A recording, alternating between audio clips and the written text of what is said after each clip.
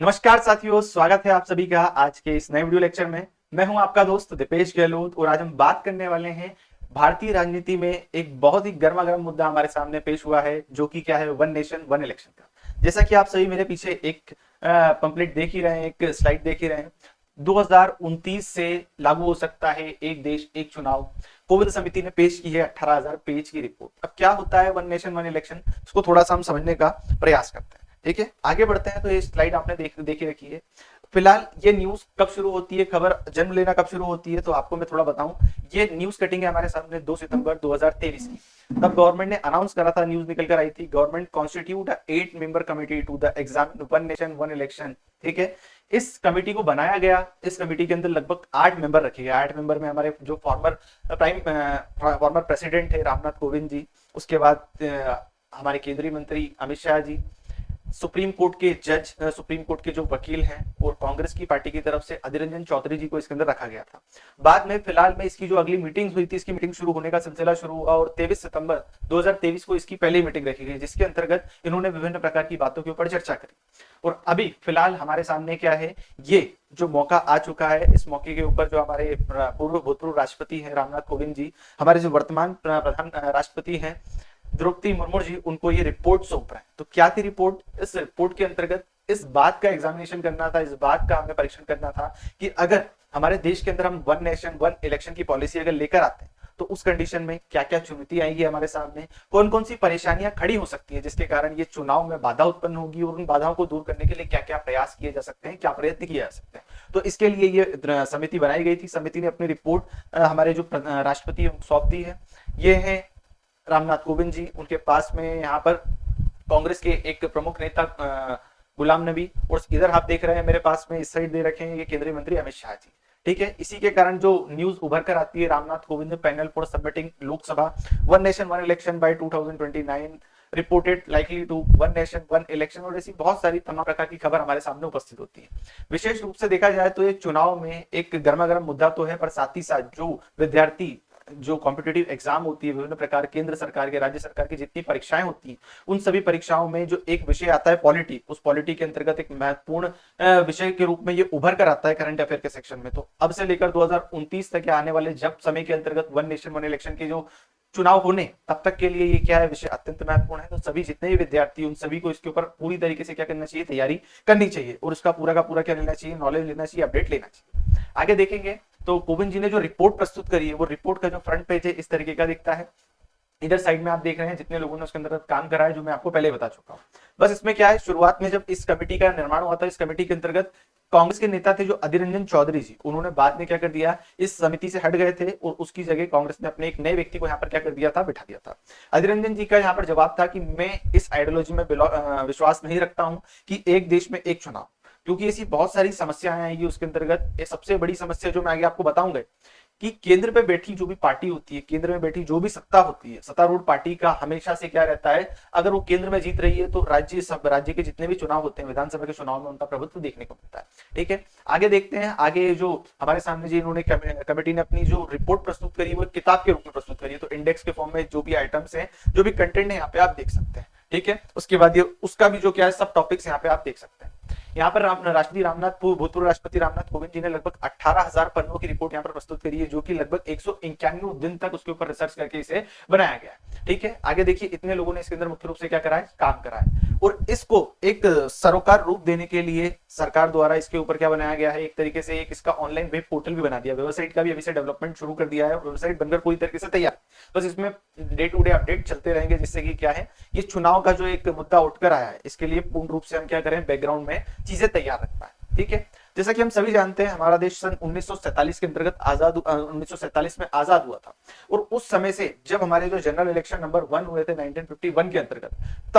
तब से 1967 तक 1967 तक हमारे जितने चुनाव हुए वो लगभग साथ में हुए। केंद्र सरकार के जो चुनाव थे और राज्य सरकार के जो चुनाव थे, स्थानीय निकायों के चुनाव थे, ये सभी साथ में हुआ करते थे। पर 67 में जाकर क्या हुआ, इनमें खंडन हो गया, बीच में इनकी कुछ राज्यों की विधानसभाओं को भंग कर दिया, जिसके कारण क्या हुई, ये जो चुनाव का जो सर्कल चल रहा था, इसके अंतर्गत लूप से कुछ राज्य सरकारें साइड हट गई। ठीक है, तो अब थोड़ा सा और समझते हैं क्या है वन नेशन वन इलेक्शन। मैं बता ही चुका हूँ, एक ही समय पर हमें केंद्र सरकार, राज्य सरकार और जो क्षेत्रीय निकाय के चुनाव होते हैं, नगर पालिका निगम पंचायत के जो चुनाव होते हैं, उसे कराते हैं, तो उसे ही क्या बोला जाता है, वन नेशन वन इलेक्शन बोला जाता है। लगभग लगभग 8 मेंबर्स की क्या थी यहाँ पर कमेटी बनाई गई थी जो इस काम को कंप्लीट कर रही थी। देखिए इसके अंदर भूतपूर्व राष्ट्रपति, एक वकील, 3 नेता और 3 अफसरों को इसके अंतर्गत क्या करा गया था, शामिल करा गया था। इस प्रकार से कॉन्स्टिट्यूशनल रूप से इसका काम करा गया था। अब ये जो मुद्दा उभर कर आता है कि एक देश में एक चुनाव, इतने सालों से भी तो चुनाव हो रहे थे, तो अभी फिलहाल की स्थिति में ये क्यों उभर कर आता है, क्यों इसे एक प्रमुख मुद्दे के रूप में उभर कर लाते हैं, तो इसके पीछे क्या है,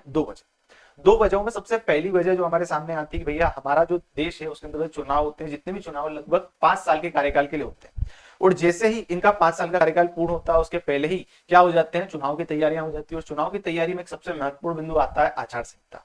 जब भी चुनाव होता है तो चुनाव के पहले आचार संहिता लगती है, और आचार संहिता लगभग लगभग 2.5 से 3 महीने की होती है। और जैसे ही आचार संहिता लगती है तो उस समय अंतराल में जो भी राजनेता होते हैं वो अपनी तरफ से सारा कार्य करना बंद कर देते हैं, जितने भी सरकारी काम है होना बंद हो जाते हैं, जितनी विकासशील परियोजनाओं की घोषणा होती है, जितने उद्घाटन होते हैं, सरकार की तरफ से जो योजनाएं होती हैं, अफसरों के तबादले होते हैं, जितने भी विकासात्मक कार्य सरकार जो अपने हस्ताक्षर से करती थी वो सारे क्या हो जाते हैं, बंद हो जाते हैं। ठीक है, सरकार पूर्ण रूप से जितनी भी जो केंद्र राजनीतिक पार्टियां होती है वो अपने चुनाव के प्रचार प्रसार में लग जाती है।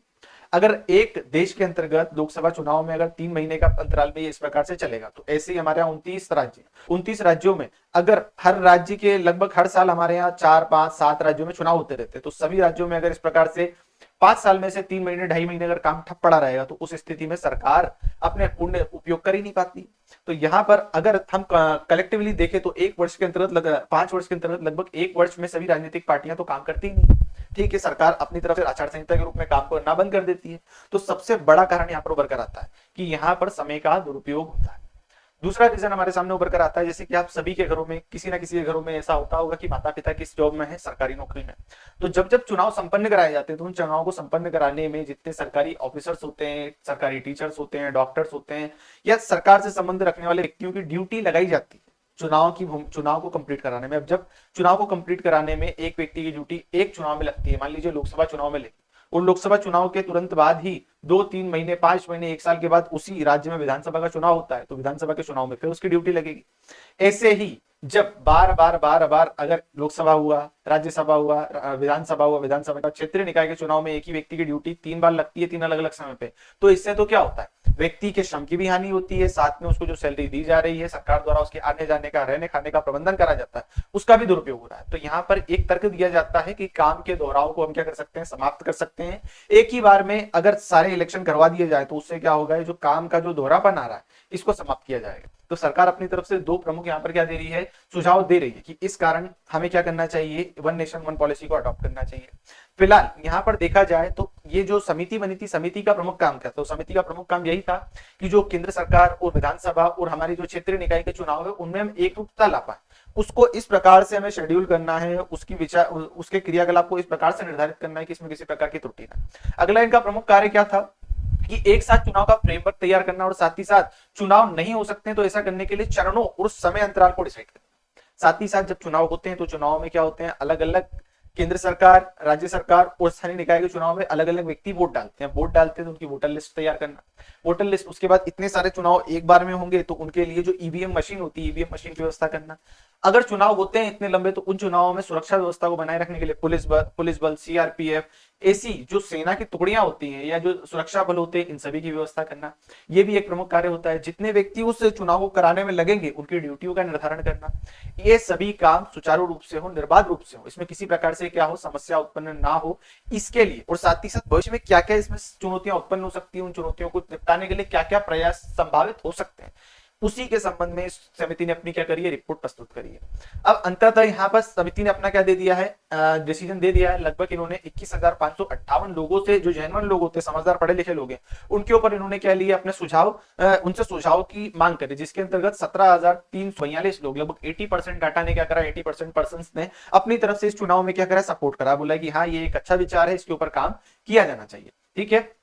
तो यहाँ पर कयास लगाए जा रहे हैं कि अगले जो लोकसभा चुनाव होंगे वो इसी तरीके से कराने का प्रयास किए जाएंगे 2029 के। प्रमुख रूप से पैनल ने क्या सुझाव दिए, तो पैनल ने बोला है कि आगामी सभी राज्यों की विधानसभाओं का कार्यकाल अगले लोकसभा चुनाव यानी 2029 तक बढ़ाया जाएगा। तात्पर्य क्या है, अब ऐसा समझिए, जैसे अगर बोल लिया है कि दोनों चुनाव एक साथ कराना है, तो 2024 में अगर मान लीजिए अभी नहीं कराने पर अभी अगर चुनाव एक साथ कराना है, तो अभी हमारे जो मध्य प्रदेश है, मध्य प्रदेश के अंतर्गत मुख्यमंत्री को चुनाव हुआ 2-3 महीने पहले हुआ। ठीक है, अब ये 2-3 महीने पहले हुए तो इनका तो कार्यकाल शुरू हुआ।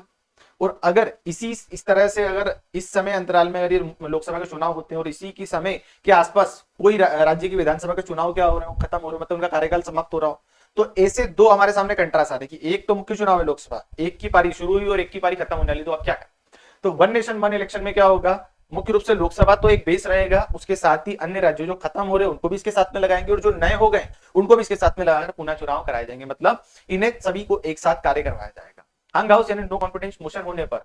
5 सालों के कार्यकाल के लिए नए सिरे से चुनाव कराए जा सकेंगे। ऐसा हो सकता है कि मान लीजिए एक बार चुनाव तो करा दिया आपने, वन नेशन वन इलेक्शन की पॉलिसी लेकर आ गया, पर बीच में कोई राज्यसभा की बीच में कोई विधानसभा भंग हो जाए, तो मुख्यमंत्री को कुछ हो जाए, तो अविश्वास प्रस्ताव आ जाए, तो सरकार तो गिर जाएगी, विधानसभा भंग हो जाएगी, तो उस स्थिति में क्या करेंगे आप। तो उसके लिए क्या प्रावधान हो सकते हैं, उन प्रावधान को सुझाना भी इस पैनल का प्रमुख काम था। पहले फेज में इन्होंने बोला है कि पहले फेज में लोकसभा और विधानसभा के चुनाव एक साथ कर सकते हैं, और साथ ही साथ जो दूसरे चरण जो हमारे जो क्षेत्रीय निकाय होते हैं, जिन्हें हम क्या बोले, पंचायत, ग्राम पंचायत या नगर पालिका निगम के चुनाव अगले 100 दिन में कराने का इन्होंने सुझाव दिया है। चुनाव आयोग लोकसभा, विधानसभा, स्थानीय निकायों के चुनाव के लिए राज्य चुनाव आयोग से परामर्श किससे सिंगल वोटर लिस्ट और वोटर आईडी कार्ड तैयार करेगा। मतलब अभी 3 तरीके के चुनाव हो रहे हैं, केंद्र, राज्य और स्थानीय निकाय के, तो हमें अलग अलग तरीके से वोट डालने आना पड़ता था, तो अब यहाँ पर सिंगल लिस्ट तैयार होगी, सिंगल लिस्ट के बाद में सिंगल वोटर आईडी कार्ड तैयार होगा, ठीक है। और साथ ही साथ कोविंद रिपोर्ट में इस बात को बताया गया है कि इन कामों को करने के लिए सुरक्षा बल, संसाधन, मशीन, इन सभी की आवश्यकता होगी, तो उसकी जो व्यवस्था उसके संबंध में यहाँ पर बात करेगी, ठीक है। मतलब यहाँ पर पैनल द्वारा इस प्रकार के सुझाव दिए। अब बात उत्पन्न होती है सही है या गलत, तो मेरी नजरों में अगर देखा जाए तो अगर राज्य की तरफ, सरकार की तरफ से हम सोचते हैं तो ये एक अच्छा प्रयास है, जिससे हम समय की बचत कर पाएंगे, संसाधनों की बचत कर पाएंगे, धन की बचत कर पाएंगे। पर अगर मैं लोकतंत्र के लिहाज से देखूं तो यहाँ पर क्या होगा, एक त्रुटि देखने को मिलती है। लोकतंत्र भी इसे सही मानेगा, पर जेन्युइनली जब इसका क्या करा जाता है, एनालिसिस करा जाएगा, तो उसके अंदर एक त्रुटि देखने को मिलेगी। अभी मान लीजिए बीजेपी सत्ता में, और हम सभी जानते हैं प्रधानमंत्री मोदी जी की हवा चलती है, लहर चलती है, मोदी लहर, हर हर मोदी, घर घर मोदी वाला सीन चलता है। अगर कोई कोई विधानसभा अपने जेन्युइन मुद्दों के ऊपर चुनाव लड़ना चाहे, अगर कांग्रेस किसी राज्य में, अगर बीजेपी अभी शासन कर रही हो, वहां पर कार्य ठीक प्रकार से नहीं हो रहा है, अगर कांग्रेस उन मुद्दों के ऊपर चुनाव लड़ती है, कोई अन्य राजनीतिक पार्टी उन मुद्दों के ऊपर चुनाव लड़ती है, तो वो तो उन मुद्दों के ऊपर चुनाव लड़ ही नहीं पाएगी। क्यों? क्योंकि हमारा जो मेंटल फिनोमेना है, मोदी जी का चेहरा दिखेगा बीजेपी के साथ में, और सरकार को हम बोलेंगे कि छोटी मोटी पार्टियों के चक्कर में क्या पड़ना, मोदी जी को वोट दो, मोदी जी सब ठीक कर देंगे, ठीक है। तो ऐसा नहीं है मोदी जी का नाम अभी आ रहा है, बाद में भविष्य में क्या होगा, मोदी जी के बाद अगर कोई दूसरी पार्टी आती है, तो केंद्र में जो भी पार्टी रहेगी उसका प्रभुत्व हमेशा से इन सभी इलेक्शनों पर रहेगा, चाहे केंद्र के इलेक्शन हो, चाहे राज्य के हो, चाहे स्थानीय निकाय के हो। तो सबसे बड़ी समस्या यहाँ पे देखने को मिलेगी कि केंद्र सरकार का प्रभुत्व सभी इलेक्शों में समय समय पर देखने को मिलेगा। तो ये यहाँ पर एक ड्रॉबैक देखने को मिलता है, जिससे कि केंद्र, छोटी छोटी जो पार्टियां होती है, स्थानीय पार्टियां, टीएमसी, डीएमके, द्रमुक, आरजेडी, ठीक है, ये सभी को यहाँ पर समस्या देखने को मिल सकती है। लोकतंत्र में एक सभी भागीदारी वाला सिद्धांत आता है, शक्ति के बंटवारे का सिद्धांत, तो उस हिसाब से यहाँ पर इनको पीछे या नीचे देखने को मिल सकता है। आगे देखेंगे तो हमारे जो भारतीय संविधान के अंतर्गत ये कुछ अनुच्छेद है, अगर वन नेशन वन इलेक्शन की पॉलिसी लाई जाती है, तो इन अनुच्छेदों में हमें लगभग 18 संशोधन करने पड़ेंगे। भारतीय संविधान के अंतर्गत कुल 18 संशोधन करने के बाद वन इलेक्शन वन नेशन वाली जो पॉलिसी है उसके इंप्लीमेंट करने का यहाँ पर क्या आएगा, हमारे सामने जो रास्ता खुल सकता है। आगे देखिएगा तो आगे मैं आपको बता देता हूँ, जो वन नेशन वन इलेक्शन की पॉलिसी लाने के पहले जो कोविंद रिपोर्ट है, उस कोविंद रिपोर्ट के अंदर जितने सदस्य थे उन्होंने लगभग 7 देशों के ऊपर क्या करा है, एनालिसिस करा, और तब जाके अपनी रिपोर्ट के अंतर्गत प्रस्तुत करा है कि हमें इसके ऊपर क्या क्या काम किया जाना चाहिए। जैसे आप देखिएगा अभी थोड़े ही समय पहले क्या हुआ है, इंडोनेशिया में चुनाव, और इंडोनेशिया ने लगभग 5 जो अलग अलग प्रकार के चुनाव है उनको एक दिन में ही संपन्न करा लिया, और विश्व में कीर्तिमान बनाया, विश्व में इतिहास रच दिया है चुनाव का, कि इतने बड़े, इतने जो अलग अलग पार्टी, अलग अलग जो सीट्स हैं उनके लिए भी एक बार में चुनाव कराया जा सकता है। तो भारत सरकार को क्या लेना चाहिए, यहाँ पर इससे कुछ सीखना चाहिए, ठीक है। हमारे जो केंद्र सरकार है, केंद्र सरकार के अंतर्गत लगभग कुछ 47 पार्टियां, इन 47 पार्टियों में से 32 ने इस वन नेशन वन इलेक्शन की पॉलिसी के पक्ष में सपोर्ट किया है, जबकि कुछ 15 पार्टियों ने इसके विपक्ष के अंतर्गत क्या करा है, यहाँ पर वोट दिया। यहाँ पे आपके सामने डाटा है, जो डाटा बता रहा है कि जो अलग अलग राजनीतिक पार्टियां हैं, पोल से, अलायंस से, उन्होंने किस तरीके से यहाँ पर वोट दिया। ये कुछ एमपी और एमएलए का डाटा है, जिन्होंने इसके फेवर और अनफेवर में क्या करा है, वोट करा है। यहाँ पर राजनीतिक पार्टियां ही नहीं, राजनीतिक पार्टियों के अलावा जो क्या है, हाई कोर्ट के पूर्व जज हैं, उन जजों ने भी क्या करा है, यहाँ पर इसका विरोध करा है। हाई कोर्ट के 3 जज और एक पूर्व चुनाव आयुक्त भी इसके अंतर्गत शामिल है, जिन्होंने इसका क्या करा है, विरोध करा है कि एक बार में ये काम नहीं किया जाना चाहिए, ठीक है। जैसा कि मैंने आपको बताया, जो छोटी पार्टियां होती है, जैसे डीएमके, एनसीपी, टीएमसी, बीजेडी, इन सभी को अगर केंद्रीय स्तर पर चुनाव लड़ा जाएगा, एक बार में चुनाव लड़ेंगे, तो जो केंद्रीय पार्टी होती है, वो केंद्रीय पार्टी क्या करेगी, चुनाव जीतेगी, क्योंकि एक लहर होती है जो एक सबकॉन्शियसली माइंड को इफेक्ट करती है, उसी के आधार पर जो केंद्र सरकार है उसको एज मिल सकती है राज्यों के अंतर्गत। ठीक है, साथ ही साथ अब मैं आपको थोड़ा बता देता हूं हमारे आगामी इलेक्शंस कौन कौन से हमारे देश के अंतर्गत कुल मिलाकर यहाँ पर अलग अलग क्षेत्रों में अलग अलग जो ईयर्स हैं उनमें कुछ इलेक्शन होने वाले हैं। पहले चरण में 8 राज्यों में 2024 में, दूसरे चरण में 6 राज्यों में 25 में, और तीसरे चरण में 11 राज्यों में 2026 के में क्या होने वाले हैं, जो जनरल इलेक्शन होने वाले हैं सीएम की पद के लिए। ठीक है, तो यहाँ पर देखते हैं क्या यहाँ पर कहानी निकल कर आती है। वैसे तो इसके ऊपर अगर केंद्र सरकार चाह रही है तो केंद्र सरकार को कोई मतलब ऐसा बड़ा काम नहीं है कि इसको लागू कर दे। केंद्र सरकार चाह रही है तो बड़ी आसानी से वन नेशन वन इलेक्शन की पॉलिसी को लेकर आ सकती है। ठीक है, क्योंकि मोदी जी के पास पूर्ण बहुमत की सरकार है और ऐसे कयास लगाए जा रहे हैं कि आने वाले समय में भी पूर्ण बहुमत की सरकार अगली बार 400 पार, इस प्रकार के नारे देखने को मिलते हैं। तो देखते हैं क्या रिजल्ट निकल कर आता है। जो भी रिजल्ट होगा इस वीडियो के अपडेट को मैं इस चैनल पर जरूर प्रदर्शित करूंगा। आप मेरे इस वीडियो को अगर पसंद आती है तो चैनल को जरूर सब्सक्राइब करिए, वीडियो को लाइक करिए और अपने जो फैमिली और फ्रेंड्स के साथ में इसे शेयर करिए। ठीक है, मिलते हैं किसी अन्य वीडियो लेक्चर में, तब तक के लिए धन्यवाद। जय हिंद, जय भारत।